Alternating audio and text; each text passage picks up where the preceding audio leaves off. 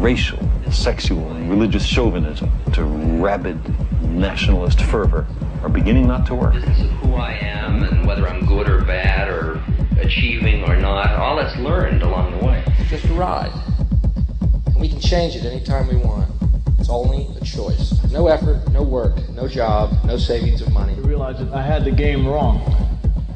That the game was to find out what I already was.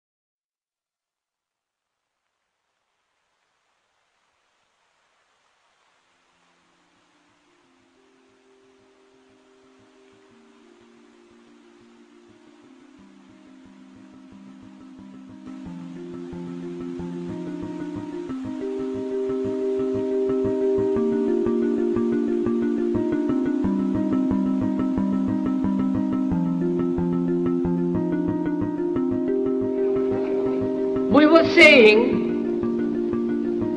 how very important it is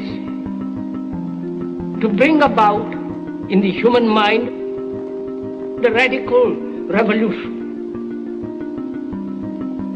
The crisis is a crisis in consciousness,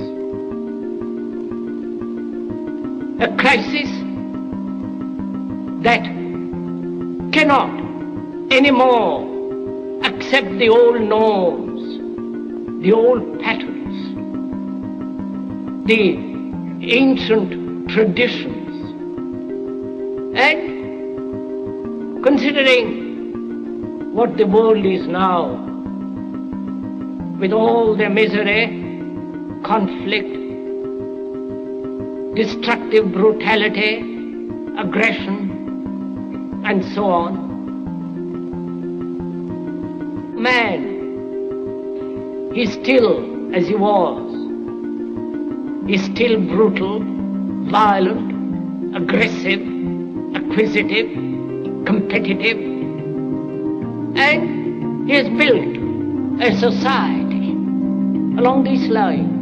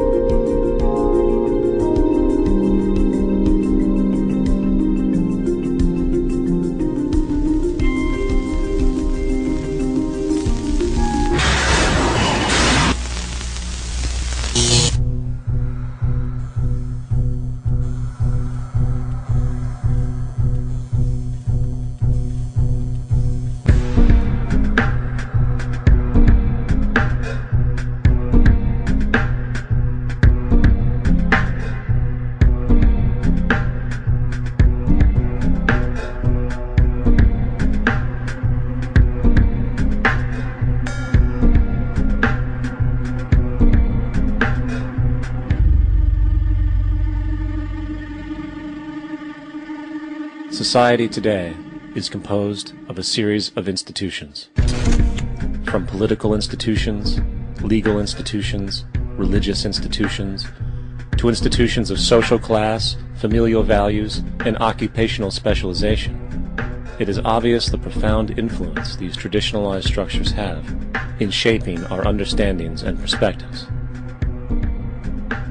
Yet, of all the social institutions we are born into, directed by, and conditioned upon, there seems to be no system as taken for granted and misunderstood as the monetary system. Taking on nearly religious proportions, the established monetary institution exists as one of the most unquestioned forms of faith there is. How money is created, the policies by which it is governed, and how it truly affects society are unregistered interests of the great majority of the population.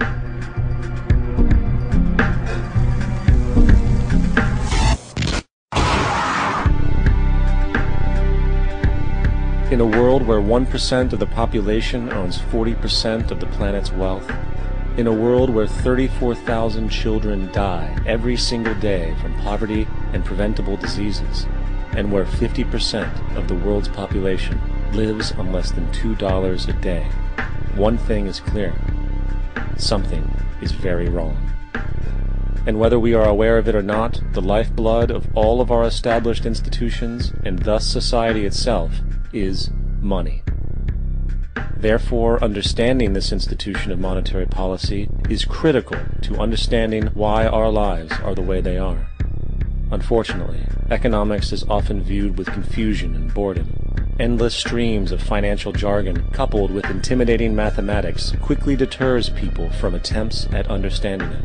However, the fact is, the complexity associated with the financial system is a mere mask, designed to conceal one of the most socially paralyzing structures humanity has ever endured.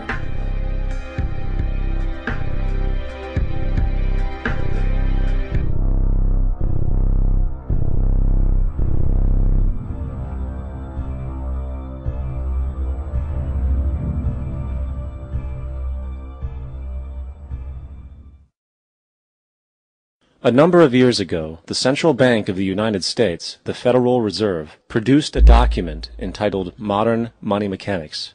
This publication detailed the institutionalized practice of money creation as utilized by the Federal Reserve and the web of global commercial banks it supports. On the opening page, the document states its objective.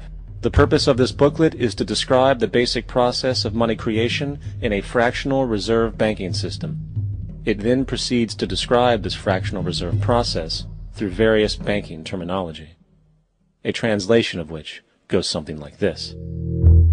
The United States government decides it needs some money, so it calls up the Federal Reserve and requests, say, $10 billion. The Fed replies, saying, sure, we'll buy $10 billion in government bonds from you. So the government takes some pieces of paper, paints some official-looking designs on them, and calls them treasury bonds. Then it puts a value on these bonds to the sum of $10 billion and sends them over to the Fed. In turn, the people at the Fed draw up a bunch of impressive pieces of paper themselves, only this time calling them Federal Reserve notes, also designating a value of $10 billion to the Fed. The Fed then takes these notes and trades them for the bonds. Once this exchange is complete, the government then takes the $10 billion in Federal Reserve notes and deposits it into a bank account. And upon this deposit, the paper notes officially become legal tender money, adding $10 billion to the U.S. money supply. And there it is. $10 billion in new money has been created. Of course, this example is a generalization, for, in reality, this transaction would occur electronically, with no paper used at all. In fact, only 3% of the U.S. money supply exists in physical currency. The other 97% essentially exists in computers alone. Now, government bonds are, by design, instruments of debt, and when the Fed purchases these bonds, with money it essentially created out of thin air, the government is actually promising to pay back that money to the Fed.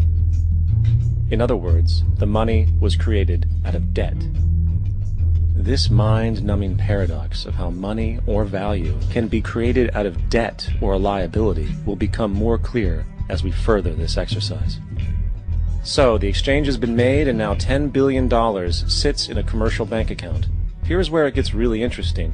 For as based on the fractional reserve practice, that $10 billion deposit instantly becomes part of the bank's reserves, just as all deposits do. And regarding reserve requirements, as stated in modern money mechanics, a bank must maintain legally required reserves equal to a prescribed percentage of its deposits. It then quantifies this by stating, under current regulations, the reserve requirement against most transaction accounts is 10%. This means that with a $10 billion deposit, 10% or $1 billion is held as the required reserve, while the other $9 billion is considered an excessive reserve and can be used as the basis for new loans. Now, it is logical to assume that this $9 billion is literally coming out of the existing $10 billion deposit. However, this is actually not the case. What really happens is that the $9 billion is simply created out of thin air on top of the existing $10 billion deposit. This is how the money supply is expanded. As stated in modern money mechanics, of course they, the banks, do not really pay out loans from the money they receive as deposits. If they did this, no additional money would be created. What they do when they make loans is to accept promissory notes, loan contracts, in exchange for credits, money, to the borrower's transaction accounts. In other words, the $9 billion can be created out of nothing simply because there is a demand for such a loan and that there is a $10 billion deposit to satisfy the reserve requirements. Now, let's assume that somebody walks into this bank and borrows the newly available $9 billion. They will then most likely take that money and deposit it into their own bank account. The process then repeats, for that deposit becomes part of the bank's reserves. 10% is isolated, and in turn 90% of the $9 billion, or $8.1 billion, is now available as newly created money for more loans. And, of course, that 8.1 can be loaned out and redeposited, creating an additional 7.2 billion, to 6.5 billion, to 5.9 billion, etc. This deposit money creation loan cycle can technically go on to infinity. The average mathematical result is that about $90 billion can be created on top of the original $10 billion. In other words, for every deposit that ever occurs in the banking system, about 9 times that amount can be created out of thin air. Money jitters. Ask the obliging Bank of America for a jar of soothing instant money, M-O-N-E-Y, in the form of a convenient personal loan. So, now that we understand how money is created by this fractional reserve banking system, a logical yet elusive question might come to mind. What is actually giving this newly created money value? The answer? The money that already exists. The new money essentially steals value from the existing money supply. For the total pool of money is being increased irrespective to demand for goods and services. And as supply and demand finds equilibrium, prices rise, diminishing the purchasing power of each individual dollar. This is generally referred to as inflation, and inflation is essentially a hidden tax on the public. What is the advice that you generally get? And that is inflate the currency. They don't say debase the currency. They don't say devalue the currency. They don't say cheat the people who are saved. They say lower the interest rates. The real deception is when we distort the value of money. When we create money out of thin air, we have no savings, and yet there's so-called capital. So my question boils down to this. How in the world can we expect to solve the problems of inflation, that is, the increase in the supply of money, with more inflation? Of course, it can't. The fractional reserve system of monetary expansion is inherently inflationary. For the act of expanding the money supply, without there being a proportional expansion of goods and services in the economy, will always debase a currency. In fact, a quick glance at the historical values of the US dollar versus the money supply reflects this point definitively, for the inverse relationship is obvious. $1 in 1913 required $21.60 in 2007 to match value. That is a 96% devaluation since the Federal Reserve came into existence. Now, if this reality of inherent and perpetual inflation seems absurd and economically self-defeating, hold that thought, for absurdity is an understatement in regard to how our financial system really operates. For in our financial system, money is debt. And debt is money. Here is a chart of the U.S. money supply from 1950 to 2006. Here is a chart of the U.S. national debt for the same period. How interesting it is that the trends are virtually the same. For the more money there is, the more debt there is. The more debt there is, the more money there is. To put it a different way, every single dollar in your wallet is owed to somebody by somebody. For remember, the only way the money can come into existence is from loans. Therefore, if everyone in the country were able to pay off all debts, including the government, there would not be $1 in circulation.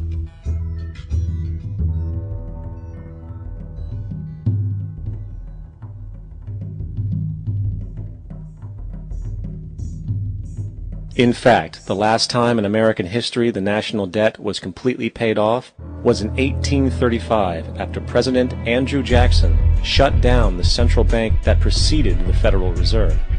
In fact, Jackson's entire political platform essentially revolved around his commitment to shut down the central bank, stating at one point, "The bold efforts the present bank has made to control the government are but premonitions of the fate that awaits the American people, should they be deluded into a perpetuation of this institution or the establishment of another like it."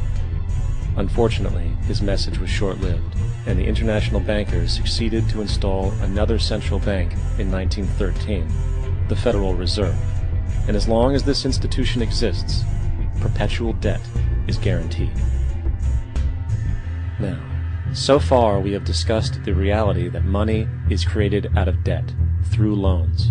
These loans are based on a bank's reserves, and reserves are derived from deposits. And through this fractional reserve system, any one deposit can create 9 times its original value, in turn debasing the existing money supply, raising prices in society.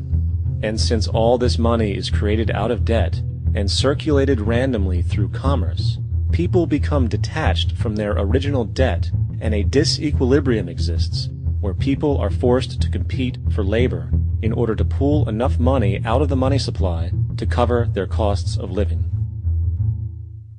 As dysfunctional and backwards as all of this might seem, there is still one thing we have omitted from this equation. And it is this element of the structure which reveals the truly fraudulent nature of the system itself: the application of interest.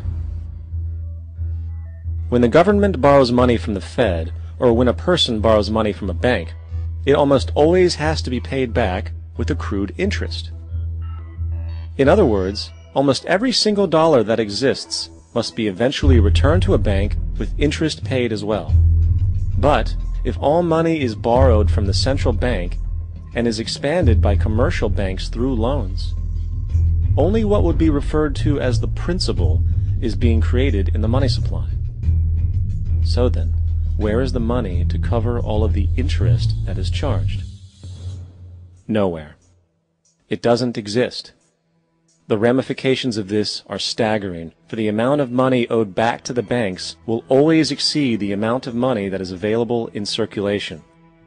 This is why inflation is a constant in the economy, for new money is always needed to help cover the perpetual deficit built into the system, caused by the need to pay the interest.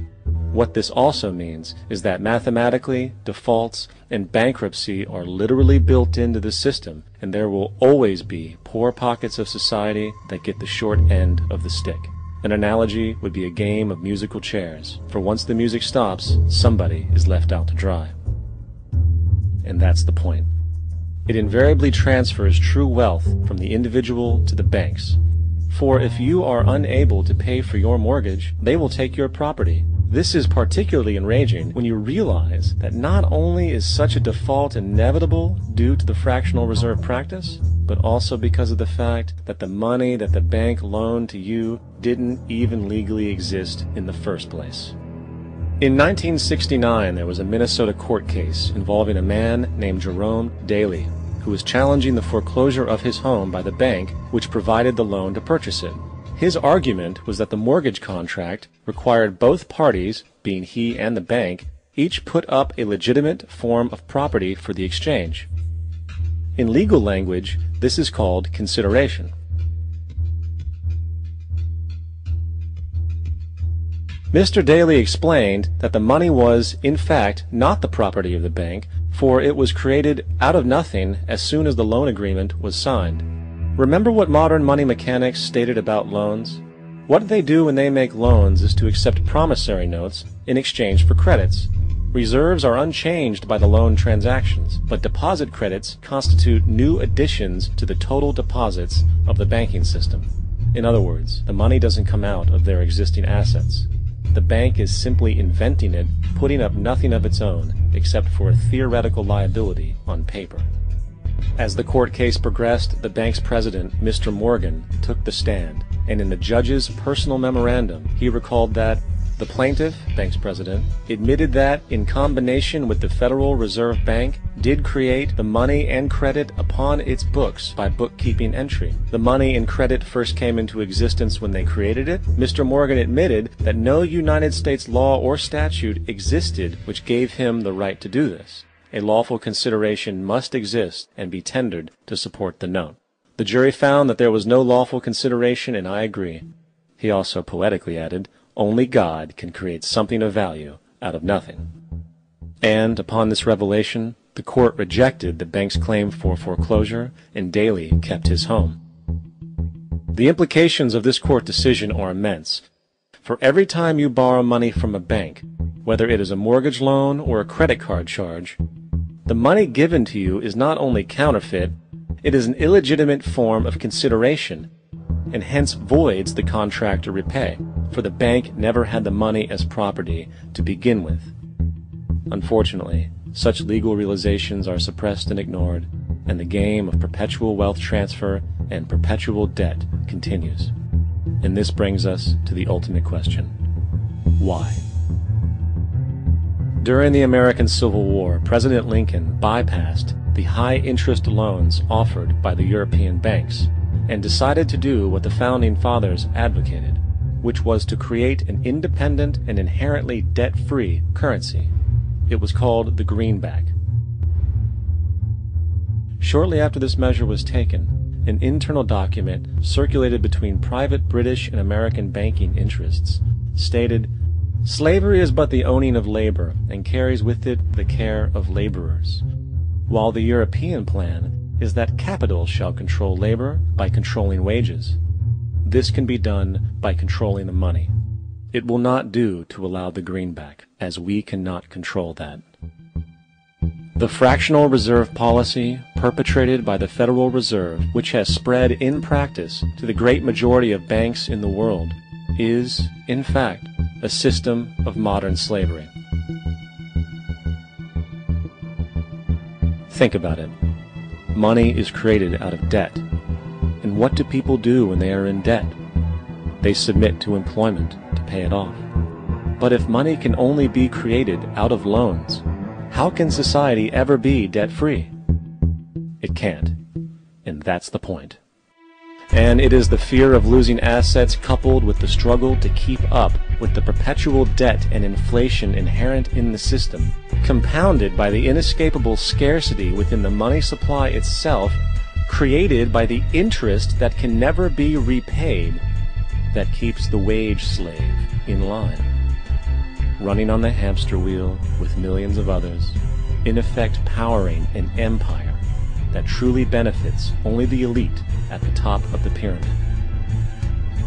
For, at the end of the day, who are you really working for? The banks. Money is created in a bank and invariably ends up in a bank. They are the true masters, along with the corporations and governments they support. Physical slavery requires people to be housed and fed. Economic slavery requires people to feed and house themselves. It is one of the most ingenious scams for social manipulation ever created, and at its core, it is an invisible war against the population. Debt is the weapon used to conquer and enslave societies, and interest is its prime ammunition. And as the majority walks around oblivious to this reality, the banks, in collusion with governments and corporations, continue to perfect and expand their tactics of economic warfare, spawning new bases, such as the World Bank and International Monetary Fund, while also inventing a new type of soldier, the birth of the economic hitman.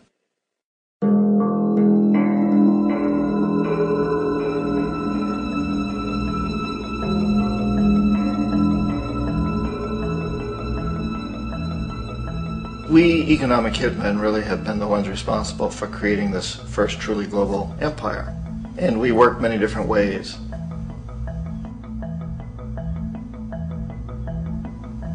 But perhaps the most common is that we will identify a country that has resources our corporations covet, like oil, and then arrange a huge loan to that country from the World Bank or one of its sister organizations.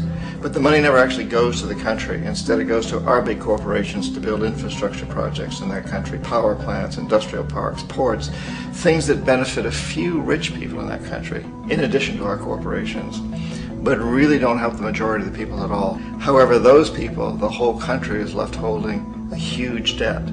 It's such a big debt they can't repay it, and that's part of the plan, that they can't repay it. And so at some point, we economic hitmen go back to them and say, listen, you owe us a lot of money, can't pay your debt, so sell your oil real cheap to our oil companies.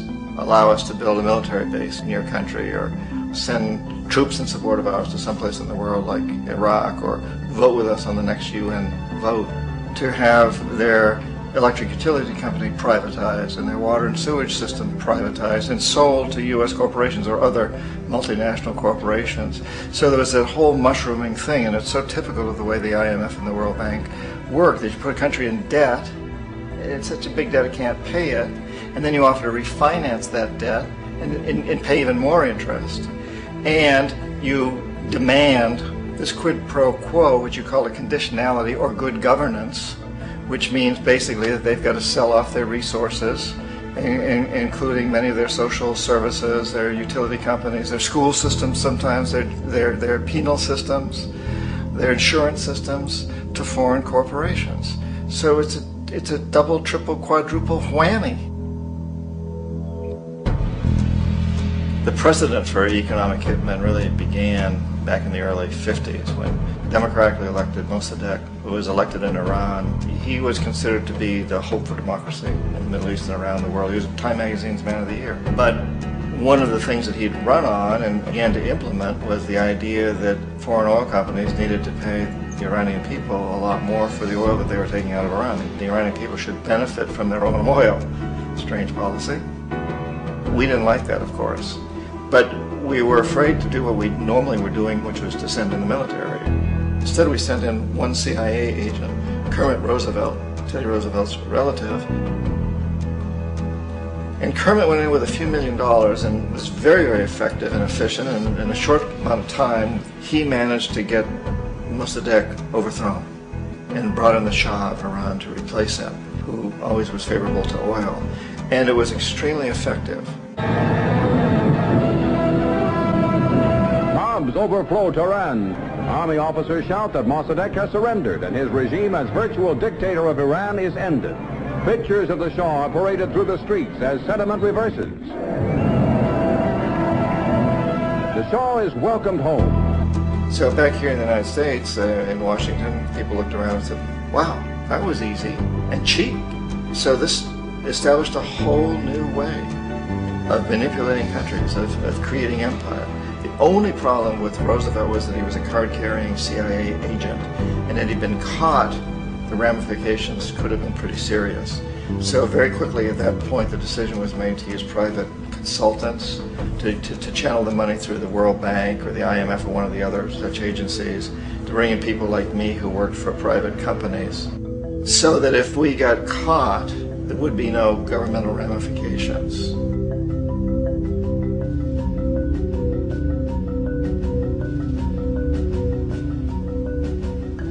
When Arbenz became president of Guatemala, the country was very much under the thumbs of United Fruit Company, the big international corporations. And Arbenz ran on this ticket that says, you know, we want to get the land back to the people.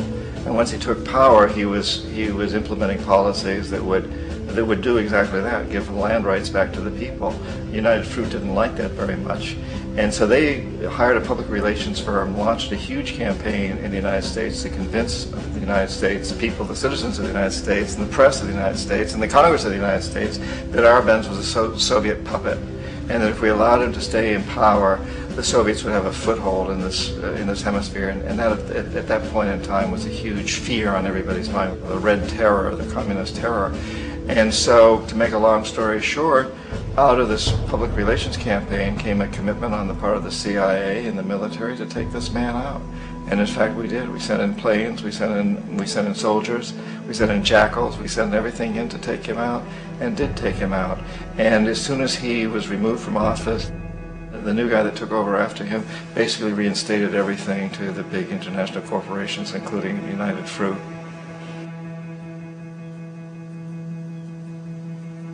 Ecuador for many, many years had been ruled by pro-U.S. dictators, often relatively brutal. Then it was decided that they were going to have a truly democratic election. Jaime Roldos ran for office, and his main goal, he said, as president would be to make sure that Ecuador's resources were used to help the people. And he won, overwhelming, by more votes than anybody had ever won anything in Ecuador. And he began to implement these policies to make sure that the profits from oil went to help the people. Well, we didn't like that in the United States. I was sent down as one of several economic hitmen to change Roldos, to corrupt him, to bring him around, to let him know, okay, you can get very rich, you and your family, if you play our game, but if you continue to try to keep these policies you've promised, you're going to go. He wouldn't listen. He was assassinated. As soon as the plane crashed, the whole area was cordoned off. The only people allowed in were U.S. military from a nearby base and some of the Ecuadorian military. When an investigation was launched, 2 of the key witnesses died in car accidents before they had a chance to testify. A lot of very, very strange things that went on around the assassination of Jaime Roldos. I, like most people who've really looked at this case, have absolutely no doubt that it was an assassination. And of course, in my position as an economic hitman, I was always expecting something to happen to Jaime, whether it be a coup or assassination, I wasn't sure, but that he would be taken down because he was not being corrupted. He would not allow himself to be corrupted the way we wanted to corrupt him. Omar Torrijos, president of Panama, was, one of my favorite people. I really, really liked him. He was very charismatic. He was a guy who really wanted to help his country. And when I tried to bribe him or corrupt him, he said, look, John, he called me Juanito. He said, look, Juanito, I don't need the money. What I really need is for my country to be treated fairly. I need for the United States to repay the debts that you owe my people for all the destruction you've done here. I need to be in a position where I can help other Latin American countries win their independence and be free of this terrible presence from the north that you people are exploiting us so badly. I need to have the Panama Canal back in the hands of the Panamanian people. That's what I want. And so, leave me alone. Don't try to bribe me. It was 1981, and in May, Jaime Roldos was assassinated. And Omar was very aware of this. Torrijos got his family together and he said, I'm probably next, but it's okay because I've done what I came here to do. I've renegotiated the canal. The canal will now be in our hands. He just finished negotiating the treaty with Jimmy Carter.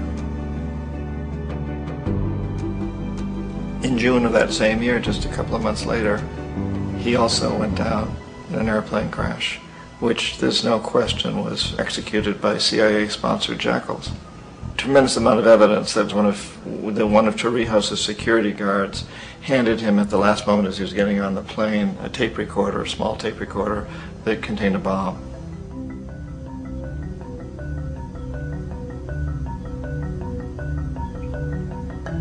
It is interesting to me how this system has continued pretty much the same way for years and years and years, except the economic hitmen have got better and better and better. Then we come up with, very recently, what happened in Venezuela. In 1998, Hugo Chavez gets elected president, following a long line of presidents who had been very corrupt and basically destroyed the economy of the country. And Chavez was elected amidst all that.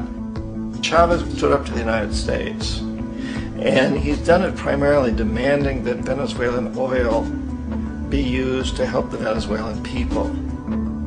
Well, we didn't like that in the United States. So in 2002, a coup was staged, which there's no question in my mind, and most other people's minds, that the CIA was behind that coup. Corporations on one level or another, and then again, the policies of the government are basically forged by the corporatocracy and then presented to the government. They become government policies. So it's an incredibly cozy relationship. This isn't a conspiracy theory type of thing. These people don't have to get together and plot to do things. They all basically work under one primary assumption, and that is that they must maximize profits regardless of the social and environmental costs.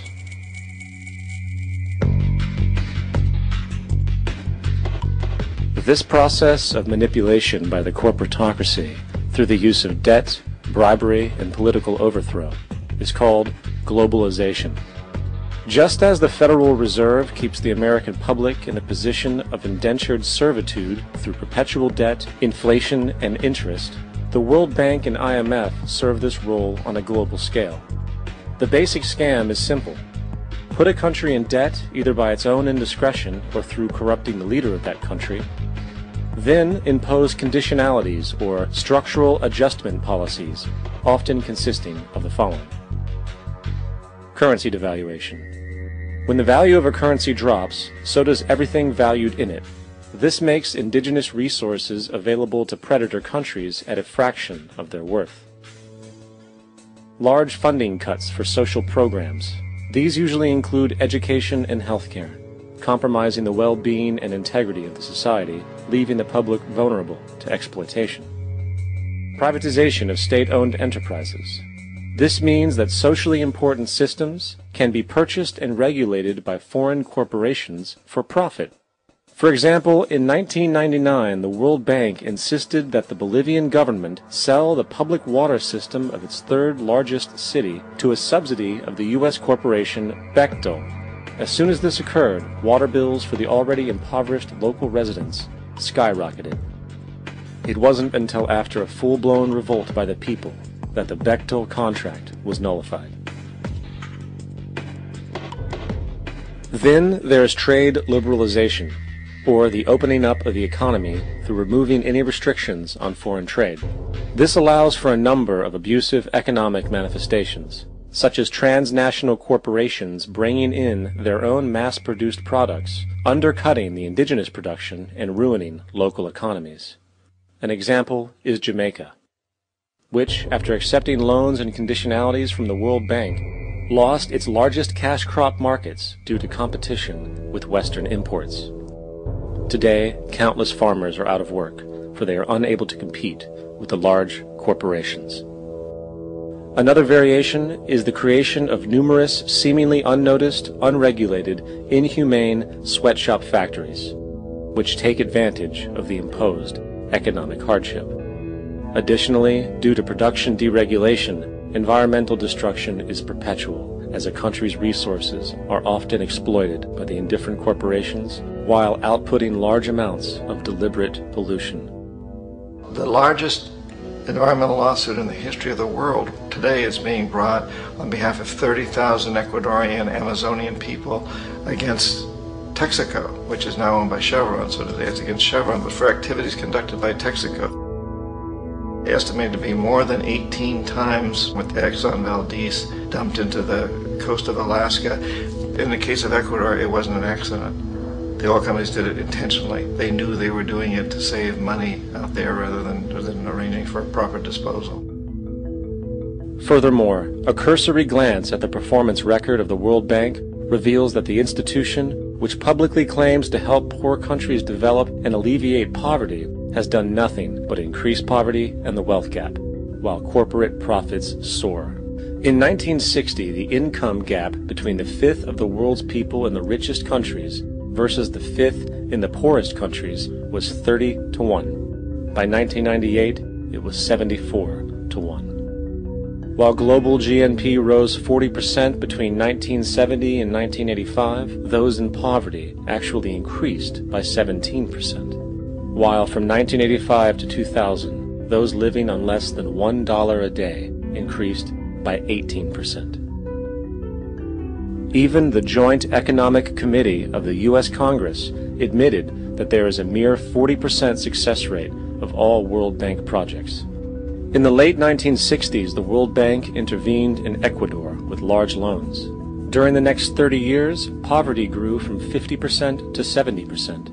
Under or unemployment grew from 15 to 70%. Public debt increased from $240 million to $16 billion. while the share of resources allocated to the poor went from 20% to 6%. In fact, by the year 2000, 50% of Ecuador's national budget had to be allocated for paying its debts. It is important to understand the World Bank is, in fact, a U.S. bank, supporting U.S. interests, for the United States holds veto power over decisions, as it is the largest provider of capital. And where did it get this money?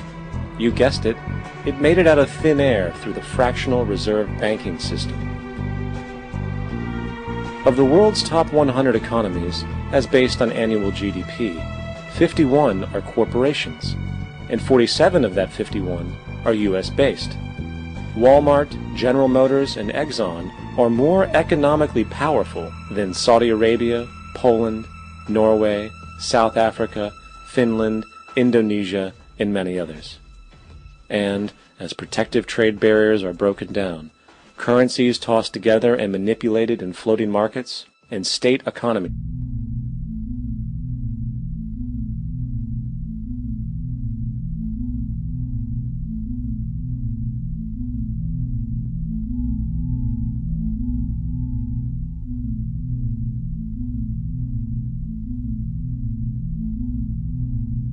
The world is being taken over by a handful of business powers who dominate the natural resources we need to live while controlling the money we need to obtain these resources. The end result will be world monopoly, based not on human life, but financial and corporate power. And as the inequality grows, naturally more and more people are becoming desperate. So the establishment was forced to come up with a new way to deal with anyone who challenges the system. So they gave birth to the terrorist. The term terrorist is an empty distinction, designed for any person or group who chooses to challenge the establishment. This isn't to be confused with the fictional Al-Qaeda, which was actually the name of a computer database for the US-supported Mujahideen in the 1980s.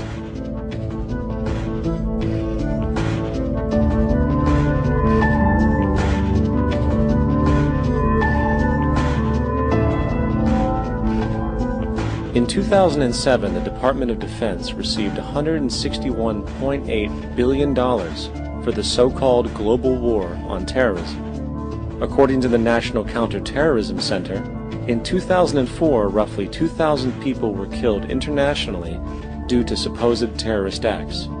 Of that number, 70 were American. Using this number as a general average, which is extremely generous, it is interesting to note that twice as many people die from peanut allergies a year than from terrorist acts. Concurrently, the leading cause of death in America is coronary heart disease, killing roughly 450,000 each year. And in 2007, the government's allocation of funds for research on this issue was about $3 billion. This means that the U.S. government in 2007 spent 54 times the amount for preventing terrorism than it spent for preventing a disease which kills 6,600 times more people annually than terrorism does. Yet, as the name terrorism and Al-Qaeda are arbitrarily stamped on every news report relating to any action taken against U.S. interests, the myth grows wider. In mid-2008, the U.S. Attorney General actually proposed that the U.S. Congress officially declare war against the fantasy. Not to mention, as of July 2008, there are now over 1 million people currently on the U.S. terrorist watch list.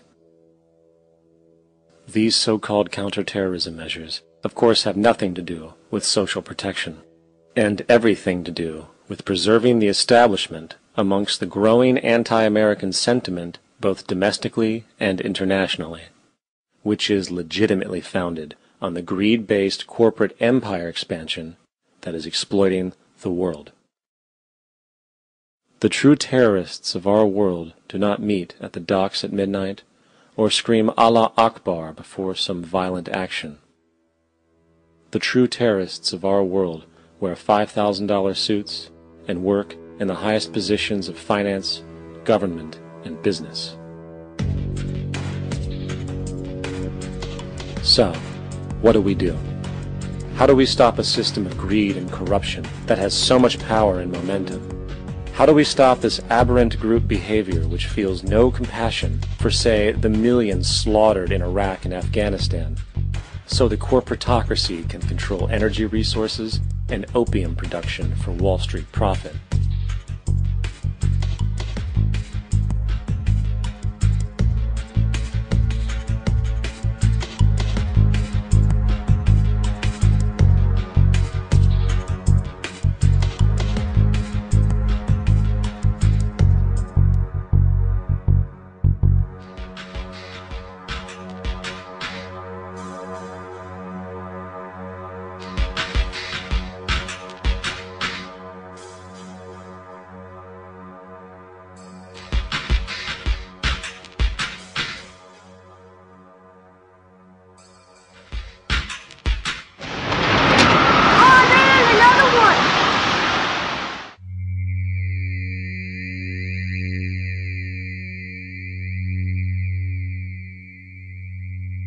How do we stop a system of greed and corruption that condemns poor populations to sweatshop slavery for the benefit of Madison Avenue?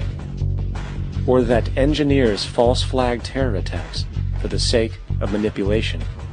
Or that generates built-in modes of social operation which are inherently exploitative? Or that systematically reduces civil liberties and violates human rights in order to protect itself from its own shortcomings? How do we deal with the numerous covert institutions, such as the Council on Foreign Relations, the Trilateral Commission, and the Bilderberg Group, and other undemocratically elected groups which, behind closed doors, collude to control the political, financial, social, and environmental elements of our lives? In order to find the answer, we must first find the true underlying cause. For the fact is, the selfish, corrupt, power, and profit-based groups are not the true source of the problem. They are symptoms.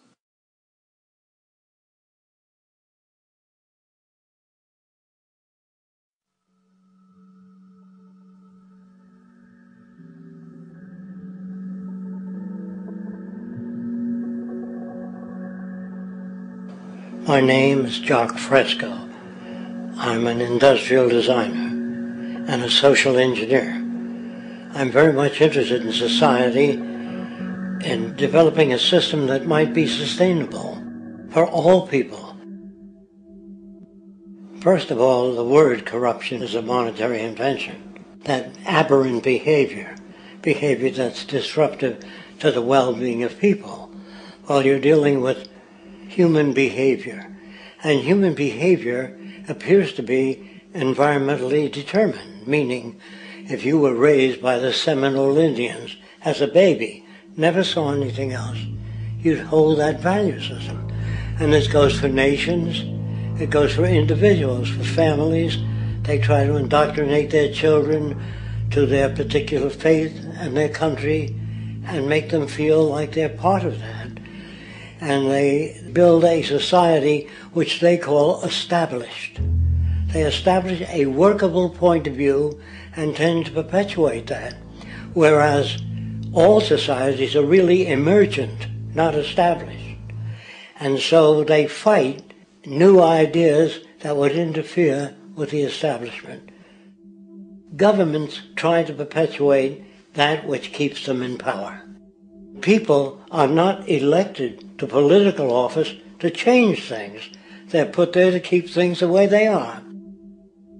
So you see, the basis of corruption is in our society. Let me make it clear. All nations, then, are basically corrupt because they tend to uphold existing institutions. I don't mean to uphold or downgrade all nations, but communism, socialism, fascism, the free enterprise system, and all other subcultures are the same. They are all basically corrupt. The most fundamental characteristic of our social institutions is the necessity for self-preservation. Whether dealing with a corporation, a religion, or a government, the foremost interest is to preserve the institution itself. For instance, the last thing an oil company would ever want is the utilization of energy that was outside of its control, for it makes that company less relevant to society. Likewise, the Cold War and the collapse of the Soviet Union was, in reality, a way to preserve and perpetuate the established economic and global hegemony of the United States. Similarly, religions condition people to feel guilty for natural inclinations, each claiming to offer the only path to forgiveness and salvation. At the heart of this institutional self-preservation lies the monetary system, for it is money that provides the means for power and survival. Therefore, just as a poor person might be forced to steal in order to survive, it is a natural inclination to do whatever is needed to continue an institution's profitability. This makes it inherently difficult for profit-based institutions to change, for it puts in jeopardy not only the survival of large groups of people, but also the coveted materialistic lifestyles associated with affluence and power.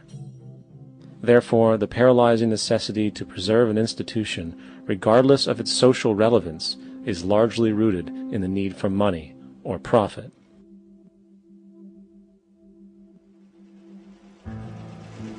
What's in it for me is why people think.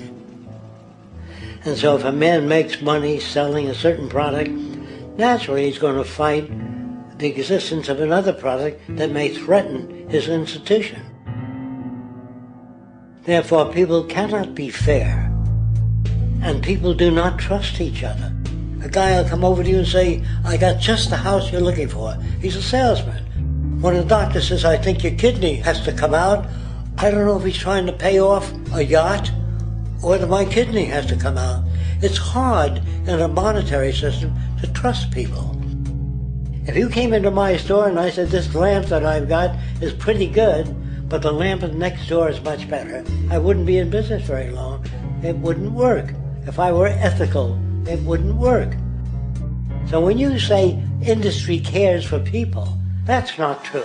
They can't afford to be ethical. So your system is not designed to serve the well-being of people. If you still don't understand that, there would be no outsourcing of jobs if they cared about people. Industry does not care. They only hire people because it hasn't been automated yet. So don't talk about decency and ethics. We cannot afford it and remain in business. It is important to point out that regardless of the social system, whether fascist, socialist, capitalist, or communist, the underlying mechanism is still money, labor, and competition. Communist China is no less capitalistic than the United States. The only difference is the degree by which the state intervenes in enterprise. The reality is that monetaryism, so to speak, is the true mechanism that guides the interests of all the countries on the planet. The most aggressive and hence dominant variation of this monetaryism is the free enterprise system. The fundamental perspective as put forth by early free market economists like Adam Smith is that self-interest in competition leads to social prosperity, as the act of competition creates incentive which motivates people to persevere.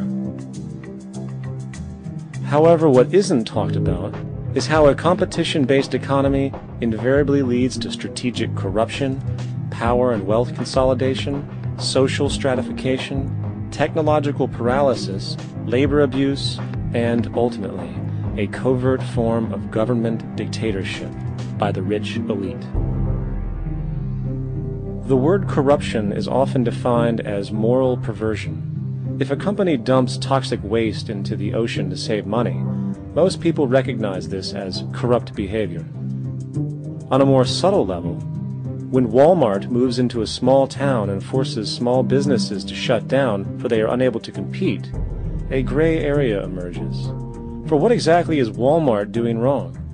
Why should they care about mom-and-pop organizations they destroy? Yet, even more subtly, when a person gets fired from their job because a new machine has been created which can do the work for less money, people tend to just accept that as the way it is, not seeing the inherent corrupt inhumanity of such an action. because the fact is, whether it is dumping toxic waste, having a monopoly enterprise, or downsizing the workforce, the motive is the same: profit. They are all different degrees of the same self-preserving mechanism, which always puts the well-being of people second to monetary gain. Therefore, corruption is not some byproduct of monetarism. It is the very foundation. And while most people acknowledge this tendency on one level or another, the majority remains naive as to the broad ramifications of having such a selfish mechanism as the guiding mentality in society. Internal documents show that after this company positively, absolutely knew that they had a medication that was infected with the AIDS virus, they took the product off the market in the U.S. and then they dumped it in France, Europe, Asia, and Latin America. The U.S. government allowed it to happen. The FDA allowed this to happen. And now the government is completely looking the other way. Thousands of innocent hemophiliacs have died from the AIDS virus. This company knew absolutely that it was infected with AIDS. They dumped it because they wanted to turn this disaster into a profit. So you see, you have built-in corruption. We're all chiseling off each other, and you can't expect decency and that sort of thing. And feeling that, they don't know who to elect. They think in terms of a democracy, which is not possible in a monetary-based economy. If you have more money to advertise your position, the position you desire in government, that isn't a democracy. It serves those in positions of differential advantage. So it's always a dictatorship of the elitists, the financially wealthy.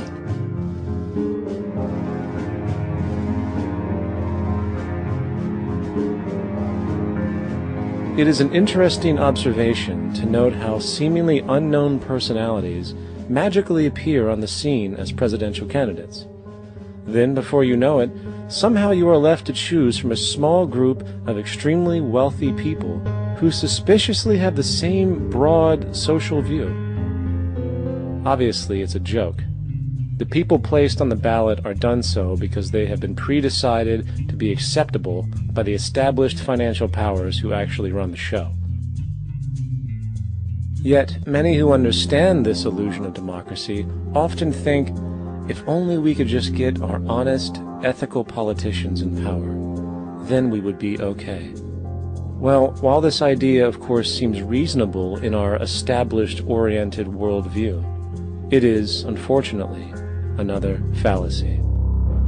For when it really comes down to what is actually important, the institution of politics, and thus politicians themselves, have absolutely no true relevance as to what makes our world and society function.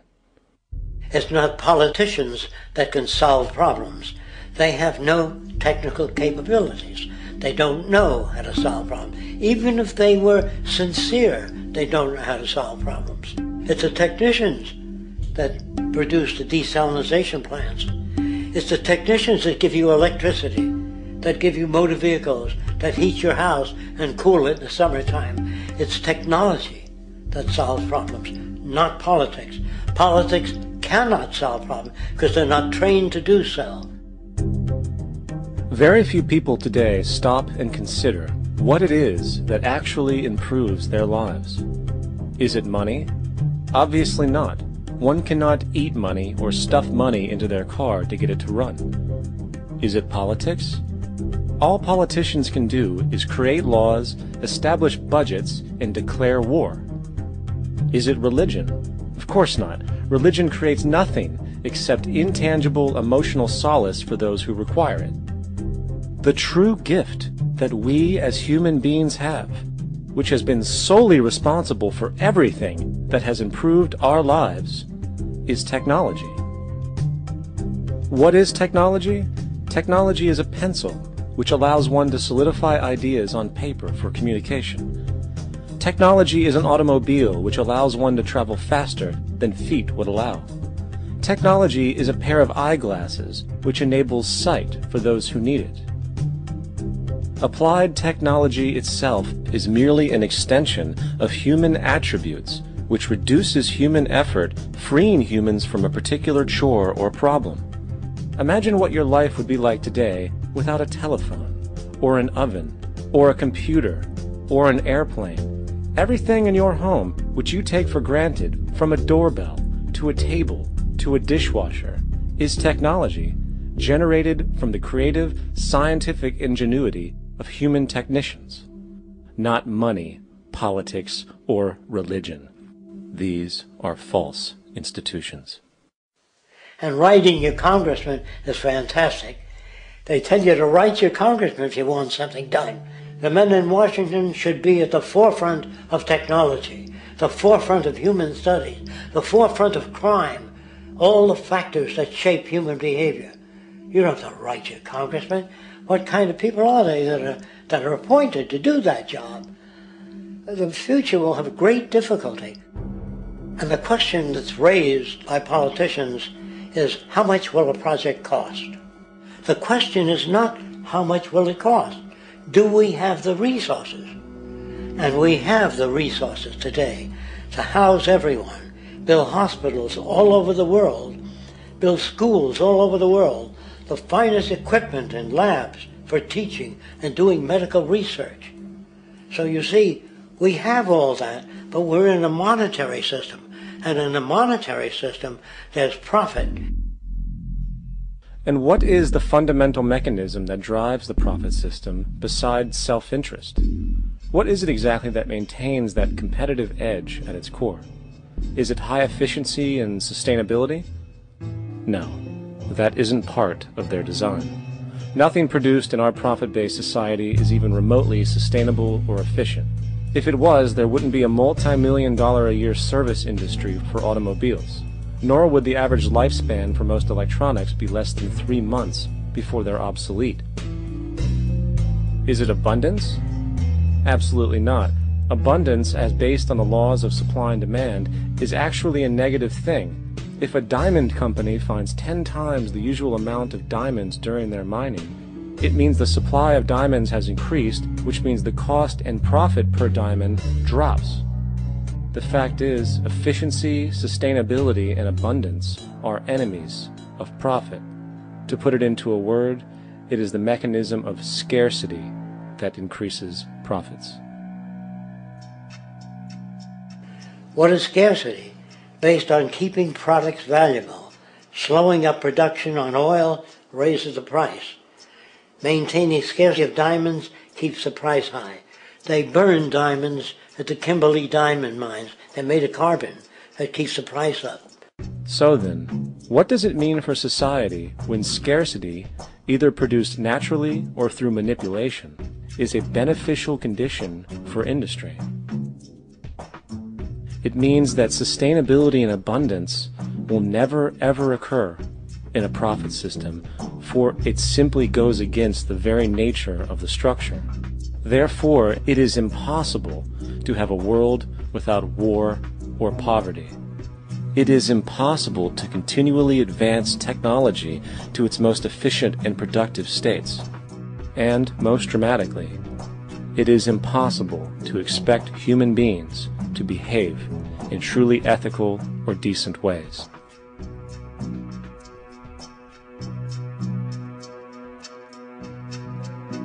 People use the word instinct because they can't account for the behavior. They sit back and they evaluate with their lack of knowledge, and they say things like, humans are built a certain way, greed is a natural thing, as though they've worked for years on it, and it's no more natural than wearing clothing.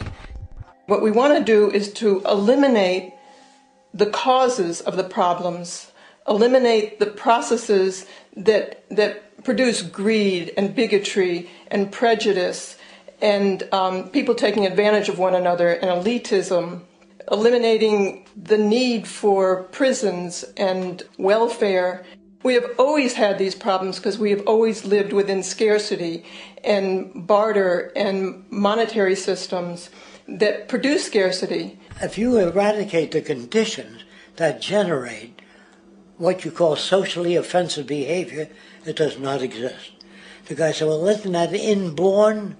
No, it's not. There is no human nature. There's human behavior, and that's always been changed throughout history. You're not born with bigotry and greed and corruption and hatred. You pick that up within the society.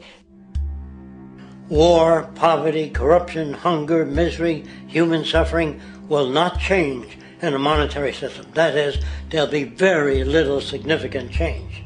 It's going to take the redesign of our culture, our values, and it has to be related to the carrying capacity of the earth, not some human opinion or some politician's notions of the way the world ought to be, or some religious notions of the conduct of human affairs. And that's what the Venus Project is about. The society that we're about to talk about is a society that is free of all the old superstitions, incarceration, prisons, police, cruelty, and law. All laws will disappear, and the professions will disappear that are no longer valid, such as stockbrokers, bankers, advertising, gone forever, because it's no longer relevant. When we understand that it is technology devised by human ingenuity which frees humanity and increases our quality of life, we then realize that the most important focus we can have is on the intelligent management of the Earth's resources. For it is from these natural resources we gain the materials to continue our path of prosperity. Understanding this, we then see that money fundamentally exists as a barrier to these resources, for virtually everything has a financial cost. And why do we need money to obtain these resources? Because of real or assumed scarcity. We don't usually pay for air and tap water because it is in such high abundance, selling it would be pointless. So then, logically speaking, if resources and technologies applicable to creating everything in our societies, such as houses, cities, and transportation, were in high enough abundance, there would be no reason to sell anything. Likewise, if automation and machinery was so technologically advanced as to relieve human beings of labor, there would be no reason to have a job. And with these social aspects taken care of, there would be no reason to have money at all. So the ultimate question remains. Do we on Earth have enough resources and technological understanding to create a society of such abundance that everything we have now could be available without a price tag and without the need for submission through employment? Yes, we do. We have the resources and technology to enable this at a minimum, along with the ability to raise the standard of living so high that people in the future will look back at our civilization now and gawk at how primitive and immature our society was. What the Venus Project proposes is an entirely different system that's updated to present-day knowledge.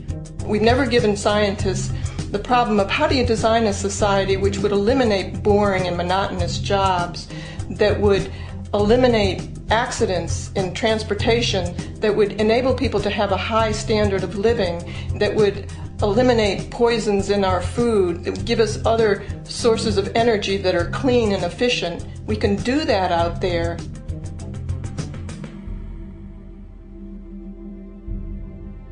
The major difference between a resource-based economy and a monetary system is that a resource-based economy is really concerned with people and their well-being, where a monetary system has become so distorted that the concerns of the people are really secondary, if they're there at all. The products that are turned out are for how much money you can get. If there is a problem in society and you can't earn money from solving that problem, then it won't be done. The resource-based economy is really not close to anything that's been tried. And with all our technology today, we can create abundance. It could be used to improve everyone's lifestyle. Abundance all over the world if we use our technology wisely and maintain the environment. It's a very different system, and it's very hard to talk about because the public is not that well enough informed as to the state of technology.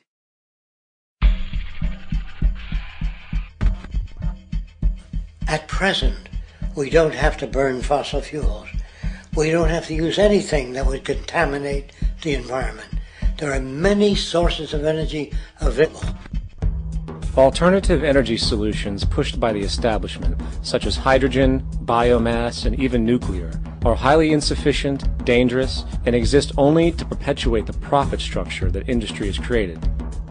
When we look beyond the propaganda and self-serving solutions put forth by the energy companies, we find a seemingly endless stream of clean, abundant, and renewable energy for generating power. Solar and wind energy are well known to the public, but the true potential of these mediums remains unexpressed. Solar energy, derived from the sun, has such abundance that 1 hour of light at high noon contains more energy than what the entire world consumes in a year. If we could capture 1/100% of this energy, the world would never have to use oil, gas, or anything else. The question then is not availability, but the technology to harness it. And there are many advanced mediums today which could accomplish just that, if they were not hindered by the need to compete for market share with the established energy power structures. Then there's wind energy. Wind energy has long been denounced as weak, and due to being location-driven, impractical. This is simply not true. The U.S. Department of Energy admitted in 2007 that if wind was fully harvested in just 3 of America's 50 states, it could power the entire nation. And then there are the rather unknown mediums of tidal and wave power. Tidal power is derived from tidal shifts in the ocean. Installing turbines which capture this movement generates energy. In the United Kingdom, 42 sites are currently noted as available, forecasting that 34% of all the UK's energy could come from tidal power alone. Wave power, which extracts energy from the surface motions of the ocean, is estimated to have a global potential of up to 80,000 terawatt-hours a year. This means 50% of the entire planet's energy usage could be produced from this medium alone. Now, it is important to point out that tidal, wave, solar, and wind power requires virtually no preliminary energy to harness, unlike coal, oil, gas, biomass, hydrogen, and all the others. In combination, these 4 mediums alone, if efficiently harnessed through technology, could power the world forever. That being said, there happens to be another form of clean, renewable energy which trumps them all: geothermal power. Geothermal energy utilizes what is called heat mining, which, through a simple process using water, is able to generate massive amounts of clean energy. In 2006, an MIT report on geothermal energy found that 13,000 zettajoules of power are currently available in the Earth, with the possibility of 2,000 zettajoules being easily tappable with improved technology. The total energy consumption of all the countries on the planet is about half of a zettajoule a year. This means about 4,000 years of planetary power could be harnessed in this medium alone. And when we understand that the Earth's heat generation is constantly renewed, this energy is really limitless and could be used forever. These energy sources are only a few of the clean, renewable mediums available, and as time goes on, we will find more. The grand realization is that we have total energy abundance without the need for pollution, traditional conservation, or in fact, a price tag. And what about transportation? The prevailing means of transportation in our societies is by automobile and aircraft, both of which predominantly need fossil fuels to run. In the case of the automobile, the battery technology needed to power an electric car that can go over 100 miles an hour for over 200 miles on one charge exists, and has existed for many years. However, due to battery patents controlled by the oil industry, which limits their availability to maintain market share, coupled with political pressure from the energy industry, the accessibility and affordability of this technology is limited. There is absolutely no reason other than pure, corrupt profit interest that every single vehicle in the world cannot be electric and utterly clean, with zero need for gasoline. As far as airplanes, it is time we realize that this means of travel is inefficient, cumbersome, slow, and causes far too much pollution. This is a maglev train. It uses magnets for propulsion. It is fully suspended by a magnetic field and requires less than 2% of the energy used for plane travel. The train has no wheels, so nothing can wear out. The current maximum speed of versions of this technology, as used in Japan, is 361 miles per hour. However, this version of the technology is very dated.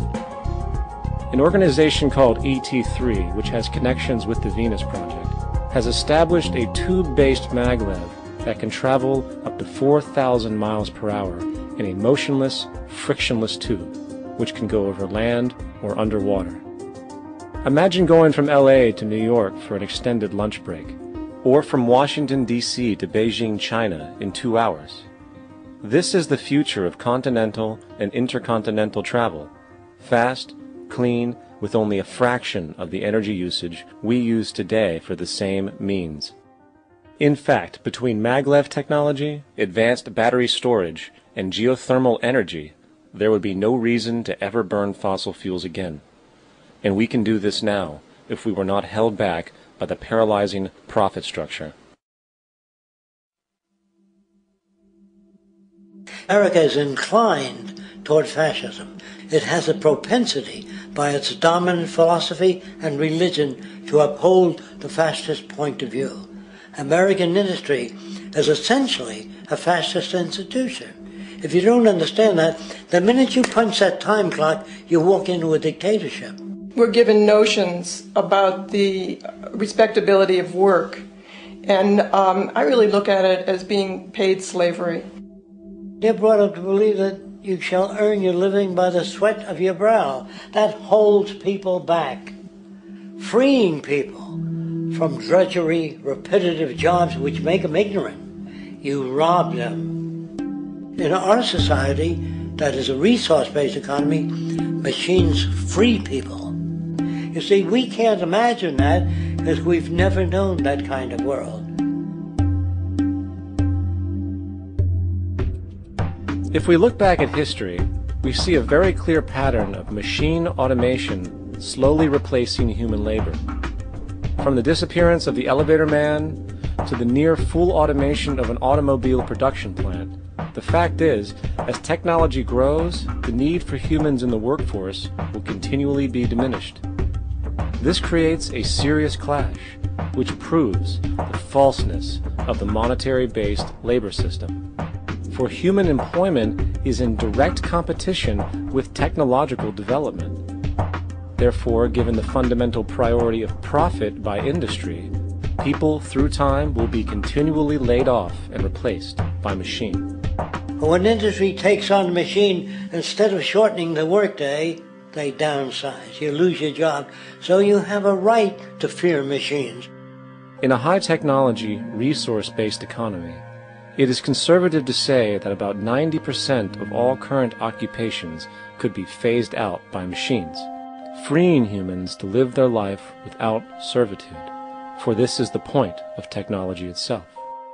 And through time, with nanotechnology and other highly advanced forms of science, it is not far-fetched to see how even complex medical procedures could be performed by machines as well, and based on the pattern, with much higher success rates than humans get today.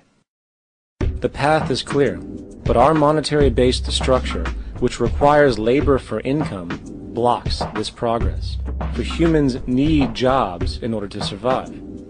The bottom line is that this system must go, or we will never be free, and technology will be constantly paralyzed. When you have machines that clean out sewers, it frees a human being from doing that.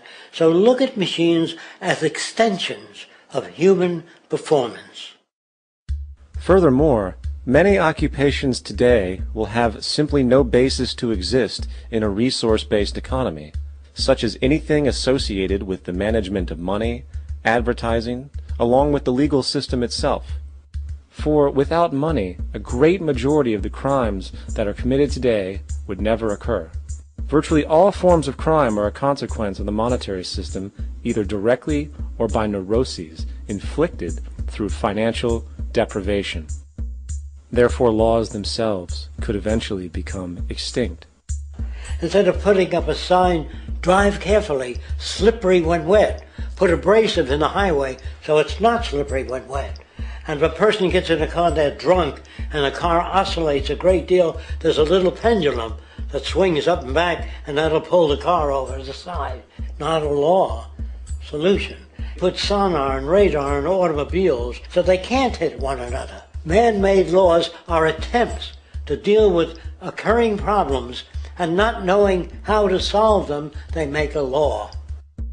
In the United States, the most privatized, capitalist country on the planet, it should come as no surprise that it also has the largest prison population in the world, growing every year.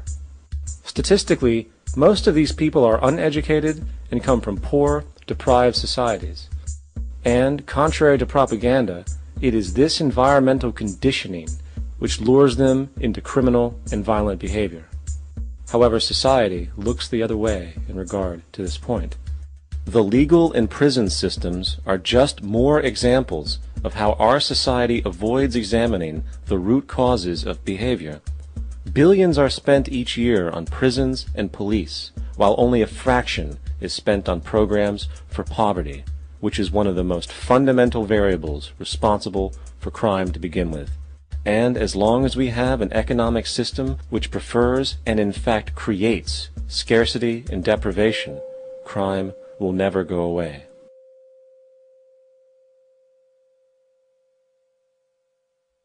If people have access to the necessities of life without servitude, debt, barter, trade, they behave very differently. You want all these things available without a price tag. Now then, you're going to have a price tag. Well, what'll motivate people? Man gets everything he wants, he just lay around in the sun. This is the myth they perpetuate. People in our culture are trained to believe that the monetary system produces incentive. If they have access to things, why should they want to do anything? They will lose their incentive. That's what you're taught to support the monetary system. When you take money out of the scenario, there would be different incentives, very different incentives. When people have access to the necessities of life, their incentives change. What about the moon and the stars? New incentives arise. If you make a painting that you enjoy, you will enjoy giving it to other people, not selling it.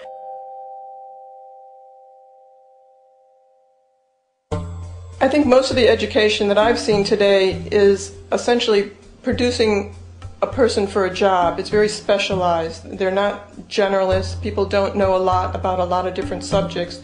I don't think you could get people to go to war if they knew a lot about a lot of things. I think education is mostly rote, and they're not taught how to solve problems. They're not given the tools, emotionally or within their own field, of how to do critical thinking. A resource-based economy, the education would be very different. Our society's major concern is mental development and to motivate each person to their highest potential. Because our philosophy is the smarter people are, the richer the world, because everybody becomes a contributor. The smarter your kids are, the better my life will be, because they'll be contributing more constructively to the environment and to my life, because everything that we devise within a resource-based economy would be applied to society. There would be nothing to hold it back. Patriotism, weapons, armies, navies, all that is a sign that we're not civilized yet. Kids will ask their parents, didn't you see the necessity of machines? Dad, couldn't you see that war was inevitable when you produce scarcity? Isn't it obvious? Of course the kid will understand that you were pinheads, raised merely to serve the established institutions. We're such an abominable, sick society that we won't make the history book. They just say that large nations took land from smaller nations, used force and violence. You'll get history talked about as corrupt behavior all the way along until the beginning of the civilized world. That's when all the nations work together.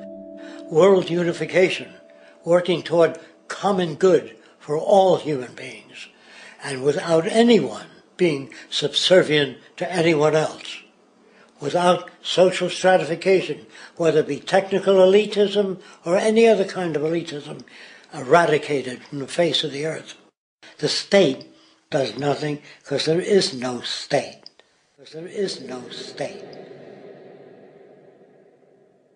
The system I advocate, a resource-based global economy, is not perfect. It's just a lot better than what we have. We can never achieve perfection.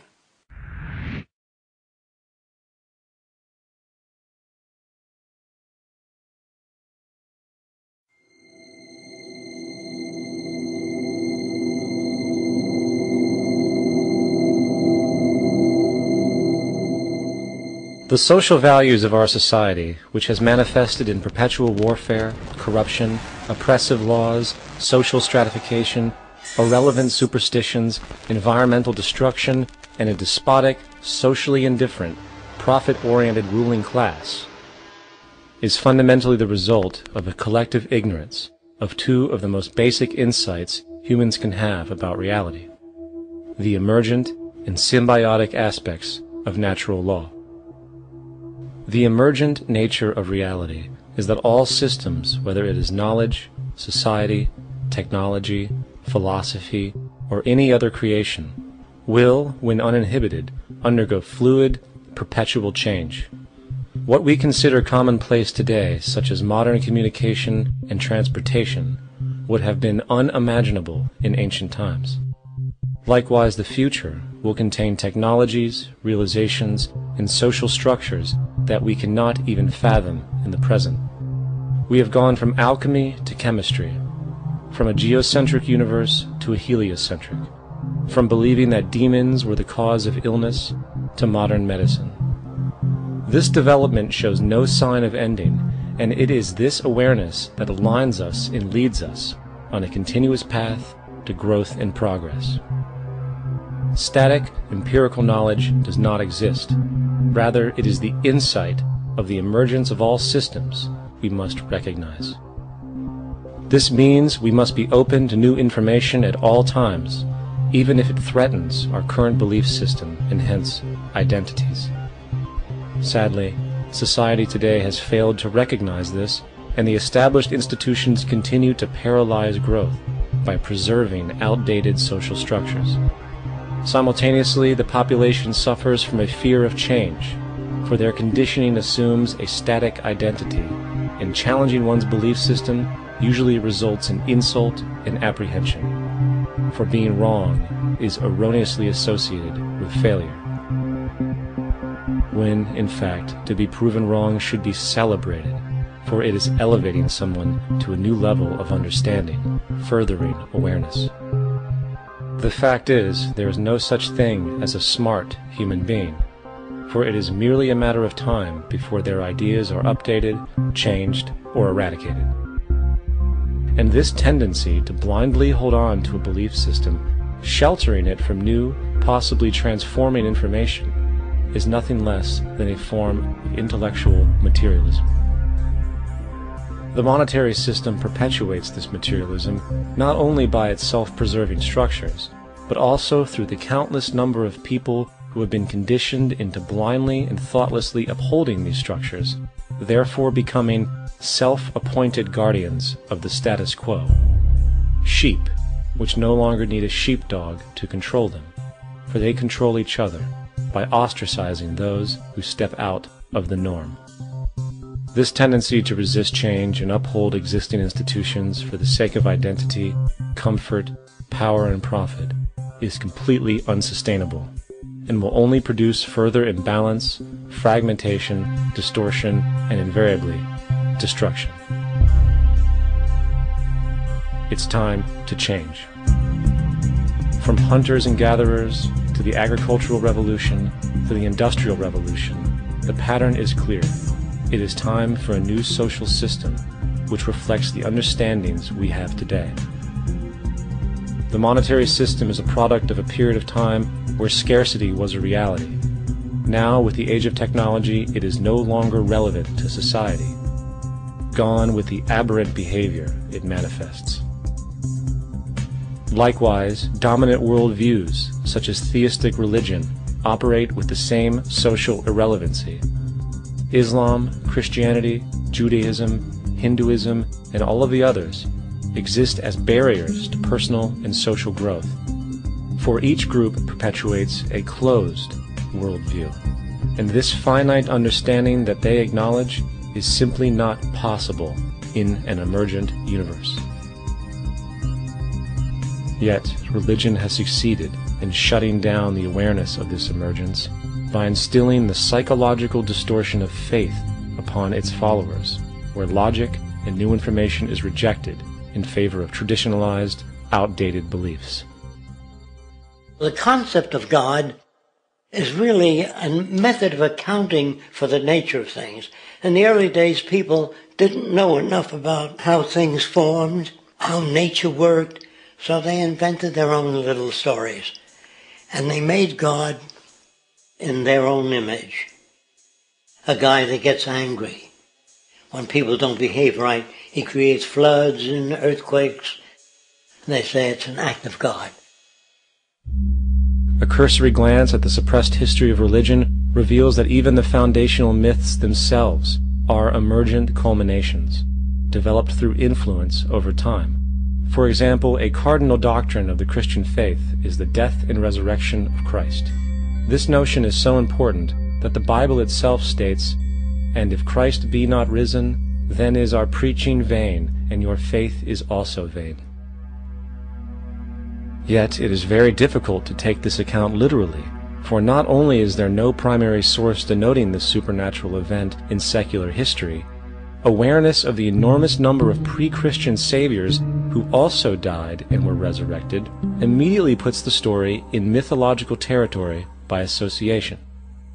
Early church figures such as Tertullian went to great lengths to break these associations, even claiming that the devil caused the similarities to occur, stating in the 2nd century, "The devil, whose business is to pervert the truth, mimics the exact circumstance of the divine sacraments. He baptizes his believers and promises forgiveness of sins. He celebrates the oblation of bread and brings in the symbol of the resurrection. Let us therefore acknowledge the craftiness of the devil, who copied certain things of those that be divine." What is truly sad, however, is that when we cease the idea that the stories from Christianity, Judaism, Islam, and all the others are literal history, and accept them for what they really are, which are purely allegorical expressions derived from many faiths, we see that all religions share a common thread, and it is this unifying imperative that needs to be recognized and appreciated. Religious belief has caused more fragmentation and conflict than any other ideology. Christianity alone has 34,000 different subgroups. The Bible is subject to interpretation. When you read it, you say, I think Jesus meant this. I think Job meant that. Oh no, he meant this. So you have the Lutheran, the Seventh-day Adventist, the Catholic, and a church divided is no church at all. And a church divided is no church at all. And this point on division, which is a trademark of all theistic religions, brings us to our second failure of awareness, the false assumption of separation through the rejection of the symbiotic relationship of life. Apart from the understanding that all natural systems are emergent, where all notions of reality will be constantly developed, altered, and even eradicated, we must also understand that all systems are, in fact, invented fragments, merely for the sake of conversation. For there is no such thing as independence in nature.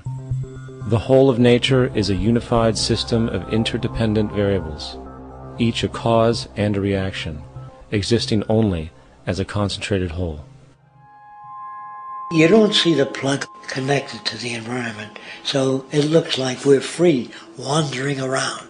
Take the oxygen away, we all die immediately. Take plant life away, we die. And without the sun, all the plants die. So we are connected. We really must take into account the totality. This isn't just a human experience on this planet. This is a total experience. And we know we can't survive without plants and animals. We know we can't survive without the four elements, you know. And so when are we going to really start taking that into account? That's what it is to be successful. Success depends on how well we relate to everything around us. I'm very aware of the fact that my grandson cannot possibly hope to inherit a sustainable, peaceful, stable, socially just world unless every child today growing up in Ethiopia, in Indonesia, in Bolivia, in Palestine, in Israel also has that same expectation. You got to take care of the whole community or you're going to have serious problems. And now we have to see that the whole world is the community. And we must all take care of each other that way. And it's not just a community of human beings. It's a community of plants and animals and elements. And we really need to understand that. That's what's going to bring us joy, too, and pleasure. That's what's missing in our lives right now. We can call it spirituality, but the fact of the matter is joy comes from that bliss of connectedness. That's our God spirit. That's that side of ourselves that really feels it. And you can feel it deep inside you. It's this amazing, wonderful feeling. And you know it when you get it. You don't get it from money. You get it from connection. Now, if that isn't a hazard to this country, how are we going to keep building nuclear weapons? You know what I mean? What's going to happen to the arms industry when we realize we're all one? It's going to fuck up the economy. The economy that's fake anyway. The economy that's fake anyway. The economy that's fake anyway. The economy that's fake anyway. The economy that's fake anyway. Which would be a real bummer. You can see why the government's cracking down on the idea of experiencing unconditional love.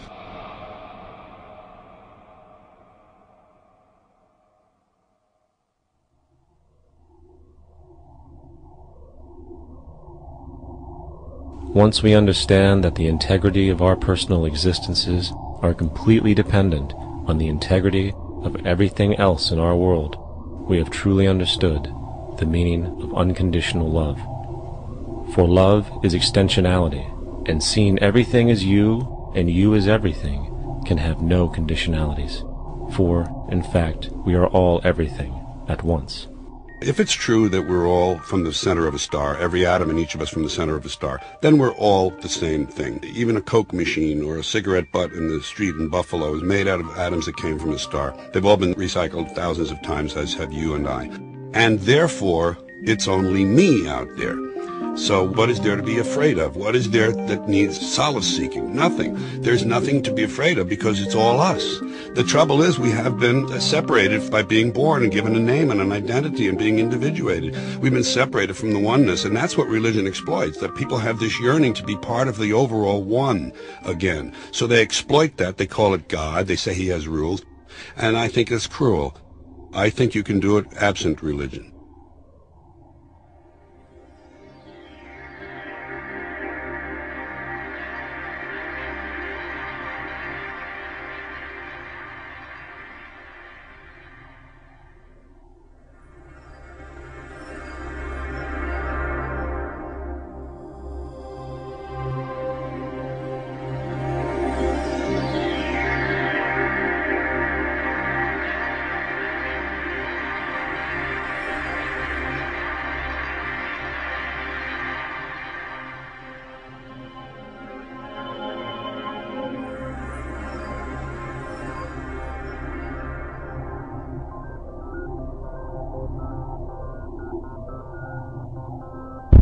It's time to claim the unity our outmoded social systems have broken apart, and work together to create a sustainable global society where everyone is taken care of and everyone is truly free. Your personal beliefs, whatever they may be, are meaningless when it comes to the necessities of life. Every human being is born naked, needing warmth, food, water, shelter, Everything else is auxiliary. Therefore, the most important issue at hand is the intelligent management of the Earth's resources.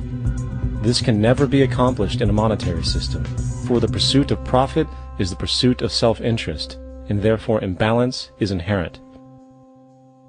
Simultaneously, politicians are useless, for our true problems in life are technical, not political. Furthermore, ideologies that separate humanity, such as religion, need strong reflection in the community in regard to its value, purpose, and social relevancy. Hopefully, through time, religion will lose its materialism and basis in superstition and move into the useful field of philosophy. The fact is, society today is backwards, with politicians constantly talking about protection and security rather than creation, unity, and progress. The U.S. alone now spends about $500 billion annually on defense. That is enough to send every high school senior in America to a four-year college. In the 1940s, the Manhattan Project produced the first true weapon of mass destruction. This program employed 130,000 people at an extreme financial cost. Imagine what our life would be like today if that group of scientists, instead of working on a way of killing people, worked on a way to create a self-sustaining, abundant world. Life today would be very, very different if that was their goal. Instead of weapons of mass destruction, it is time to unleash something much more powerful. Weapons of mass creation. Our true divinity is in our ability to create, and armed with the understanding of the symbiotic connections of life, while being guided by the emergent nature of reality, there is nothing we cannot do or accomplish. Of course, we face strong barriers in the form of established power structures that refuse to change. At the heart of these structures is the monetary system. As explained earlier, the fractional reserve policy is a form of slavery through debt, where it is literally impossible for society to be free. In turn, free market capitalism in the form of free trade uses debt to imprison the world and manipulate countries into subservience to a handful of large business and political powers. Apart from these obvious amoralities, the system itself is based on competition, which immediately destroys the possibility of large-scale collaborations for the common good, hence paralyzing any attempt at true global sustainability. These financial and corporate structures are now obsolete, and they must be outgrown. Of course, we cannot be naive enough to think that the business and financial elite are going to subscribe to this idea, for they will lose power and control. Therefore, peaceful yet highly strategic action must be taken. The most powerful course of action is simple. We have to alter our behavior to force the power structure to the will of the people. We must stop supporting the system. The only way the establishment will change is by our refusal to participate, while continuously acknowledging its endless flaws and corruptions. They're not going to give up the monetary system because of our designs of what we recommend. The system has to fail, and people have to lose confidence in their elected leaders. That will be a major turning point if the Venus Project is offered as a possible alternative. If not, I fear the consequences. The trends now indicate that our country is going bankrupt. The probability is our country will move toward a military dictatorship to prevent riots and complete social breakdown. Once the U.S. breaks down, all the other cultures will undergo similar things. As of now, the world financial system is on the brink of collapse due to its own shortcomings. The Comptroller of Currency stated in 2003 that the interest on the U.S. national debt will not be affordable in less than 10 years. This theoretically means total bankruptcy for the U.S. economy, and its implications for the world are immense.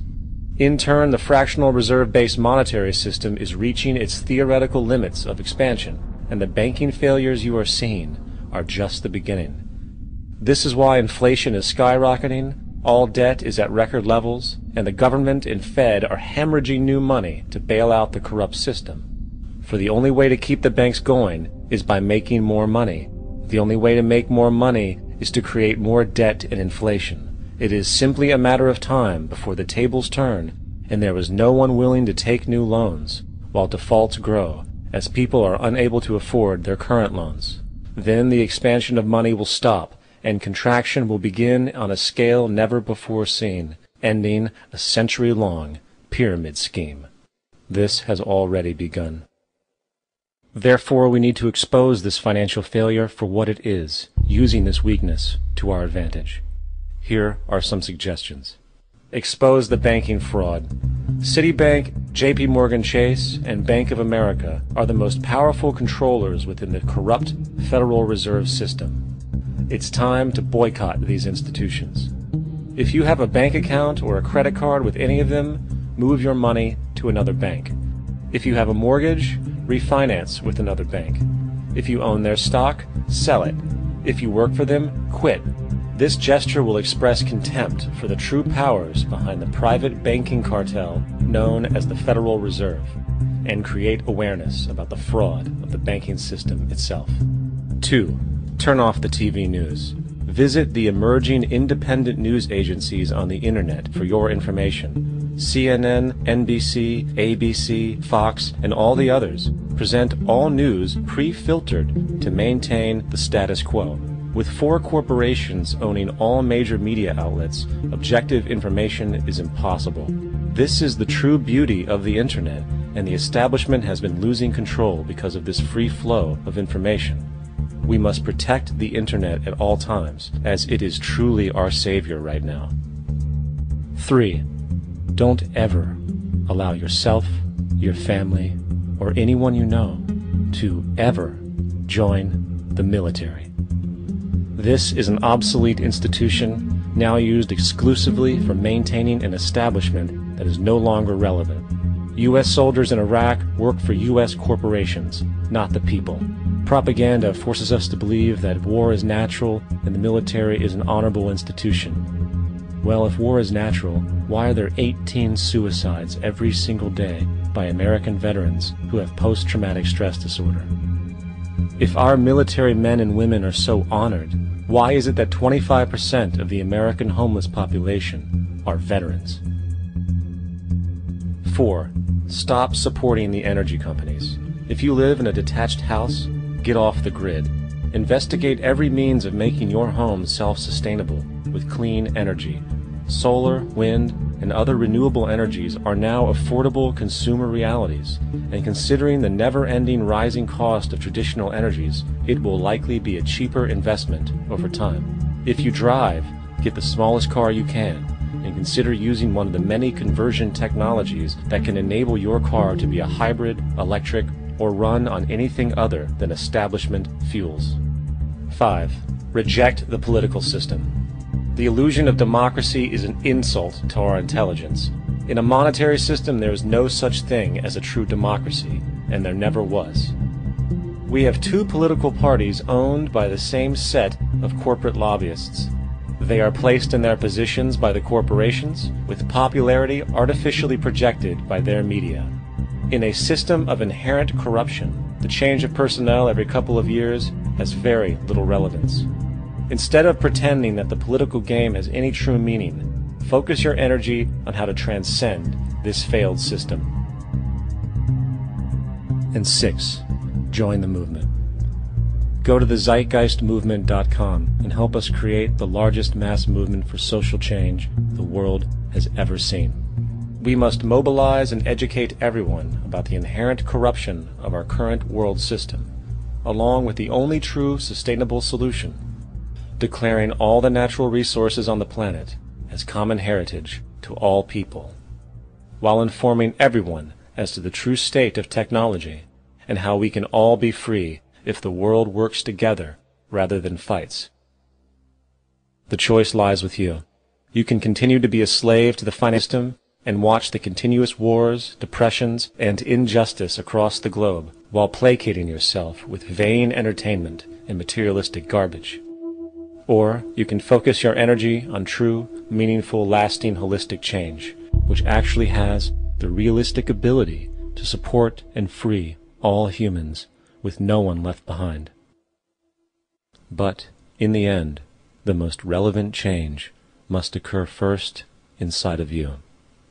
The real revolution is the revolution of consciousness, and each one of us first needs to eliminate the divisionary, materialistic noise we have been conditioned to think is true, while discovering, amplifying, and aligning with the signal coming from our true empirical oneness. It is up to you. What we are trying in all these discussions and talks here is to see if we cannot radically bring about a transformation of the mind. Not accept things as they are,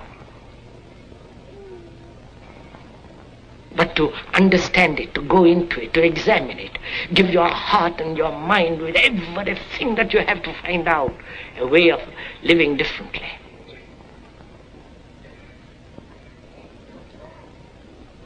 But that depends on you and not somebody else. Because in this there is no teacher, no pupil, there is no leader, there is no guru, there is no master, no savior. You yourself are the teacher and the pupil, you are the master, you are the guru, you are the leader. You are everything. And to understand is to transform what is.